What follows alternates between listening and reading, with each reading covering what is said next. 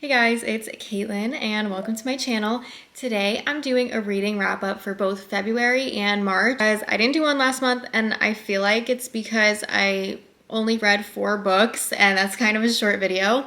But I read 4 books in February and 4 in March, so I'm just gonna show them to y'all. The first book I read in February was Tender is the Night by F. Scott Fitzgerald. This was really good, very tumultuous love story. I really enjoyed this because Fitzgerald's writing is just beautiful. This book is split into 3 books, but I really liked the first part the best, I think. It starts with Rosemary. She is an 18-year-old American actress, and she goes to the south of France with her mom for a little vacation. And there she meets Dick and Nicole Diver. And the Divers are kind of a parallel to F. Scott Fitzgerald and his wife Zelda. The story starts off with Rosemary, and she meets Dick and Nicole at the hotel beach, and she meets like all their friends. Dick and Nicole are this just really cool couple. They're rich Americans. They own their own home in southern France. They have a bunch of friends, and Rosemary kind of idealizes both of them and falls in love with Dick. But as the story progresses, we kind of switch into Dick's point of view, and his life just goes downhill. His career takes a turn, his marriage falls apart, Nicole has mental health issues, and Dick is actually her psychologist, so that's a bit messy. He becomes an alcoholic, and he re-meets Rosemary a few years later in this book, and she just is not in love with him anymore, doesn't like him, doesn't even care for him or like prioritize him. So we kind of just witness and spend time with Dick as he goes through this downfall. He's very much in denial about what's happening, and he tries to just self-soothe himself by saying, I'm gonna make it, I'm gonna be okay, I'm brave, I'm kind, I have a good career, when he may have used to have those things or be those things, but he's not anymore. I thought this was really good. I still like The Great Gatsby better, but if you do want to read more Fitzgerald, I think this would be a good book to pick up. The writing and the imagery in here is just so amazing. There's this one passage and it's so good. Along the walls on the village side, all was dusty. The wriggling vines, the lemon and eucalyptus trees, the casual wheelbarrow left only a moment since, but already grown into the path, atrophied and faintly rotten. Nicole was invariably somewhat surprised that by turning in the other direction, past a bed of peonies, she walked into an area so green and cool that the leaves and petals were curled with tender damp. Like, that's just so beautiful, and just how Fitzgerald describes so much of the setting and the scenery just made me fall in love with this book. I did give it 3.5 stars. It's definitely not my favorite book by any means, but I really enjoyed the time I spent reading it, and I definitely want to read more Fitzgerald because this was so good. The next book I read was actually a play. It was Antony and Cleopatra. Now, I didn't really know anything about this going into it. I knew who these characters, these people were in history, but I just wanted another, I guess, like romantic play. I really wanted to just read romances in February, which is exactly what I did. But Antony and Cleopatra really was not a love story. So we have like one really good scene in the beginning that just shows their love, like it's a scene between the two of them, and it's just so romantic. But then it mostly is about war. So we have Antony and Cleopatra together, and Antony leaves Egypt to go back to Rome, and he's in a bit of trouble because he was shirking his job responsibilities basically to just go be with Cleopatra. So Caesar, and this isn't Julius Caesar, this is the son of Cleopatra and Julius Caesar. So there's some family drama there. So this is Octavius Caesar, the son. And he's talking to Antony and being like, hey, you shirked your responsibilities, like that's not cool. In order to like, I guess, repent or make up for it, Octavius wants him to marry his sister, Octavia. So Antony agrees, even though he's all about Cleopatra, and as soon as he gets married, this man is off to Egypt to be back with Cleopatra. And once Caesar finds out, he just starts a war with Egypt. And a lot of this play is just fighting back and forth We do get some really funny scenes of Cleopatra just being jealous because she finds out that Antony married Octavia and she's fuming, but it's so funny because a lot of her jealousy, like I could see how she was feeling like even in today's time, and that's just what I love so much about classics is like her jealousy, her emotions, how she was feeling, how mad she was at Antony. Like it still holds true today. I could see similar things like being said today. Definitely not my favorite play. If you want to read a romance play from Shakespeare, read Romeo and Juliet, Othello, As You Like It if you want something happy. But yeah, not my favorite. Next, I was so pleasantly surprised by this book. This is Beg, Borrow, or Steal by Sarah Adams. This is actually part of a series called When in Rome. Each book is a sister's love story. So this is Emily's love story, and it's kind of like a weird romance situation. I'm like, how did you end up here? So this is enemies, or maybe you could say rivals to lovers, between Emily and Jack. They have been in competition since college, and even after college, Emily moves back to her town of Rome, Kentucky, and becomes a teacher at the school there, and Jack ends up there as well. So their feud kind of continues, and then Jack moves away when he's engaged to this other woman. She wants to move, and he moves, and they're supposed to get married. But this book starts off at the beginning of summer, and Emily finds out that Jack broke off his engagement, she doesn't know why, and that he's moving back to Rome, and he ends up being her next door neighbor. There's a lot of bickering, playful fighting. Obviously, they fall in love, and it's so good. It's not cringy. It's not like overly cheesy and sappy. I really haven't found a contemporary romance that I've really enjoyed until this one. I love their banter, their connection. I love how their story just unravels. If you are also looking for a contemporary romance that is just a good love story, like please pick this one up. I don't know if I'm gonna read the other books in this series because just based on reviews, this seems to be her best one. But I think there's one sister left whose love story hasn't been told, so I'm sure that will be her next book. But this was just so good. I read this in like 2 days. Absolutely loved this. The last book I read in February was Outline by Rachel Cusk. Now, I've wanted to read this for a while just because it is so widely loved. It has amazing reviews on the back, amazing reviews on Goodreads, on Fable, and I don't know, it was okay. I did like it to a point. I feel like this would be the perfect book to bring on vacation if you want like a lit fic, or if you really like character studies in books. I think this would also be up your alley. So our narrator is this woman. I think her name is mentioned literally one time. She is going to Greece to teach a writing course for a week or two.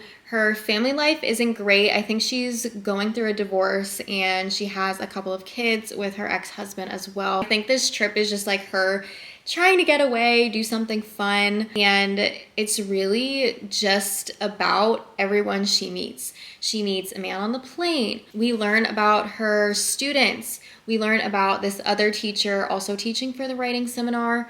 We meet some of their friends, and we just really go in depth on who these people are, what their beliefs are, how they act, kind of like the implicit psychology of who these people are.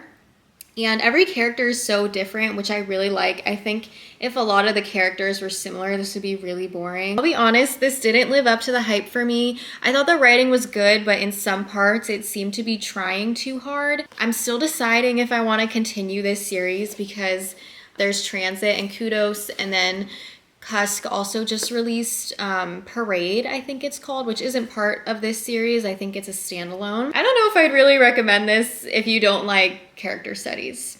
So, I don't know. You could take it or leave it with this one.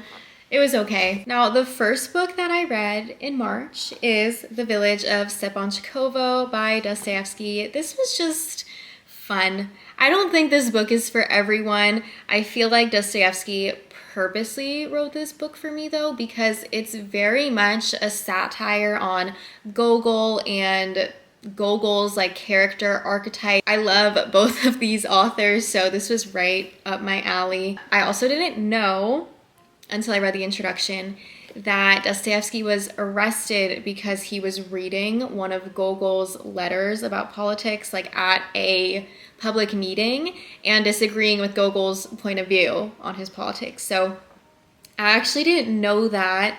I thought Dostoevsky just loved Gogol and was inspired by him, which is true, but he also had some beef there. So I thought that was really cool to learn. It devastated me just a bit. I thought this was so great. We really focused on this one character. His name is Foma Fomitch, which is also a parody on Gogol's characters. I have Foma Fomitch, and he is just the ultimate gaslighter.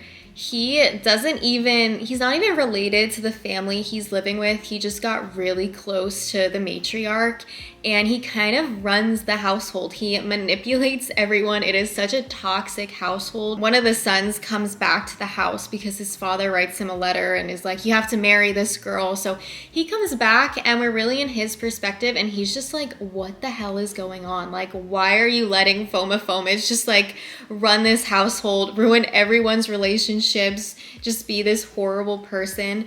And we follow like 2 days straight in this household, and it's just like so fun. And I will say this is funny, but if you actually want to read a funny Dostoevsky, you should read The Crocodile. It's a short story by him, or even Demons if you want one of his like bigger works. That is a political satire in itself, and this is kind of an answer to critics being like, hey, you're not funny, like you're boring, you're too philosophical, you're too dry. So this was just like a lot of random themes, I think, for Dostoevsky to write about, but I really did like it. I think I gave it like 3.5 or 4 stars because I love this man. I love everything he writes.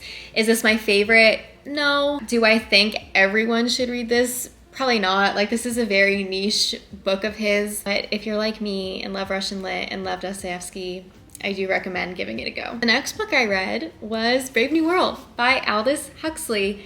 I really, really enjoyed this. I don't even know what to say about it. Everyone's divided into a class system from alpha to delta. No, epsilon. Alpha to epsilon, but we really just focus on the alphas and the betas. Those are our main like characters, and just like how they talk, what they do. Everyone's encouraged to date and hook up with a bunch of different people. There's no such thing as like parents. Like, parents have been completely removed from society. People are like produced in machines, basically. That's how this book starts off, which was really hard to follow, I won't lie. But that's how like people are born. Actually, they're not even born. They don't use that word. It's like a dirty word. No one's ever supposed to say like born or mother or father. Follow. All the names are like kind of funny in here too. A few main characters in here. The main girl is Lenina, and she starts to date Bernard Marx, which I get, yeah, it's funny, who is like some sort of psychologist, and he has special access to the Savage reservations. And Lenina really wants to go on a date there, so Bernard takes her. And the Savage reservation, honestly, is just a Native American reservation. It's like uncivilized land.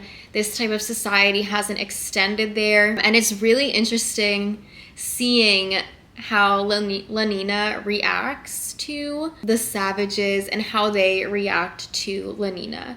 And Bernard actually brings John, that's his name, back to society for like research and stuff. He brings John and his mother, it's very interesting. So Bernard's boss took a girl on a date to the Savage reservations, and she got lost, and he just kind of left her there. Like, he didn't look for her.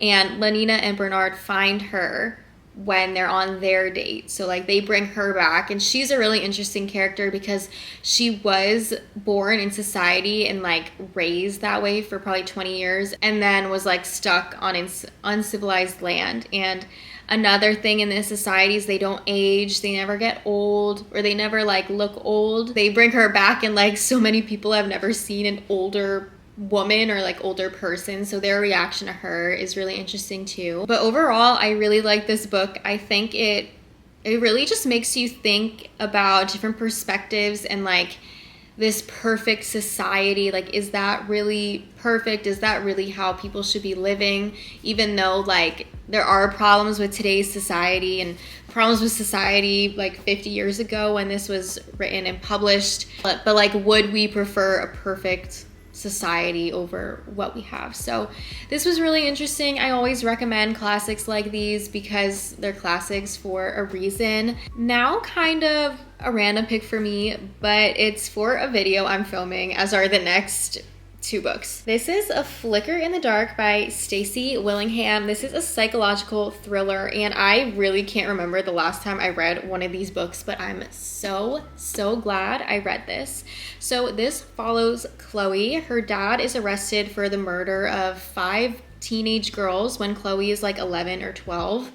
And now she's in her 30s, she's a psychologist, and a similar thing is happening in the town she's at now, and she's trying to figure out who is murdering these girls. It also is coming at her dad's like 20th anniversary of being arrested, so she thinks there is a connection there, which there is.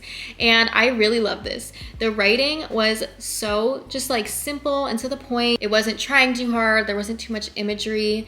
Every chapter left off at a cliffhanger, and I did theorize what was happening around like the 100-page mark. My theory wasn't confirmed until the very end. I really enjoyed this. I will say I haven't read a ton of thrillers, so like I don't really have anything to compare this rating to, but I enjoyed it so much. I think I've been looking to contemporary romances to kind of be that buffer between classic, but I've been consistently disappointed except for Beg, Borrow, or Steal by Sarah Adams. So I might turn to thrillers to break up the classics because this was so good. If you have any psychological thriller recommendations, please leave them in the comments because I loved this. Highly recommend if you just want something fast-paced and fun. Have you on the edge of your seat. This was so good. Okay, guys, we need to get serious here because this is my first 5-star of 2025. I absolutely loved this book. I don't even know how to begin talking about it because it just I think the word for this book is just breathless because that's how I felt reading it. It is now part of me. It's part of my soul.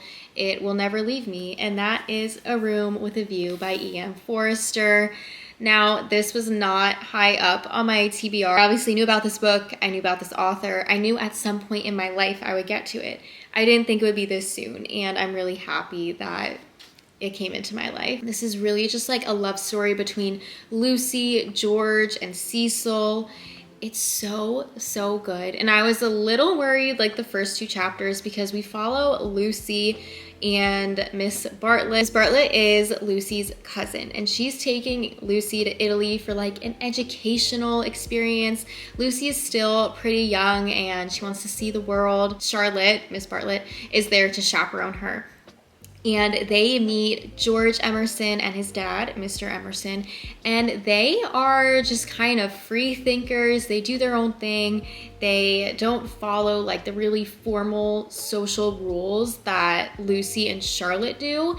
And Charlotte is like, you need to stay away from these people, but Lucy keeps finding herself with them. And something really traumatic happens to Lucy. She's actually out on her own, and George finds her and soothes her, and he kisses her. And then Lucy is like, oh my God, because he kissed her. And then he kisses her again, and Charlotte catches them, and they leave Italy pretty much immediately. Lucy then returns home to England where she gets engaged to this boring man. He just kills every vibe. No one ever wants him around because like the room just dims. And Lucy gets engaged to him, but then George comes back into her life. And Lucy's like, I don't know what to do. Like, I can't stop thinking about Italy. I can't stop thinking about George, but I'm engaged to Cecil. She makes the right decision in the end, but it's just the dialogue between Lucy and George, Lucy and Mr. Emerson, the whole metaphor of a room with a view. Like, it was just leaving me so breathless. And I was like, I can't believe I just read this like soul crushing paragraph and now I have to like go be normal out in the world. This book really just was so good, and what made it so good is Forster's writing, because I don't think this concept or this storyline is new at all. Even when it was published in 1908, like this isn't anything new, but how he writes, it's so simple but so elegant, and like he just really knows how to pull emotion from people. Like, it is just so incredible. I actually annotated this book a little bit, and I'm just gonna flip to one and read a quote. Oh, this is George talking to Lucy. Lucy's still engaged at this point, but George is professing his love to her. It is so good. But I do love you, surely in a better way than he does, he thought. Yes, really in a better way. I want you to have your own thoughts even when I hold you in my arms. He stretched them towards her. Lucy, be quick. There's no time for us to talk now. Come to me as you came in the spring, and afterwards I will be gentle and explain. I have cared for you since that man died. I cannot live without you. No good, I thought. She is marrying someone else. But I meet you again when all the world is glorious water and sun. As you came through the wood, I saw that nothing else mattered. I called. I wanted to live and have my chance of joy. If you read any of the books from my wrap-up, read this one because it's perfection. Now, I wasn't sure if I was going to include this book or not in this wrap-up because I haven't finished it, but I have a little under 100 pages left. There's still 2 days of March left as I'm filming this, so I do anticipate finishing it, and that is The Overstory by Richard Powers. Now, going into this, I just thought it was about nature, but it's really about trees. Like, literally trees. But I'm pleasantly surprised with this book. A lot of reviews I've seen of this have called it boring, and I disagree. So this is broken up into 3 parts, and the first part, each chapter is dedicated to a different character. So we really get in depth with these characters, who they are, even who their families are, their background, just what they're doing in life, how they grow up. I do have a few favorite characters that I like more than the others. I like Nicholas Hole in the beginning, but not as we move through the story. I like Adam Appich, Neeley Mehta, and Patricia Westerford. So I like about half of them more than the others. First part is just focusing on each character individually, and in the second part, not all of them, most of them start to meet or their lives get intertwined somehow, and everyone has like some relation to trees, whether it's their family had this giant chestnut tree. Neeley is super into like programming and video games, and trees really inspired him to create this video game world with a bunch of trees.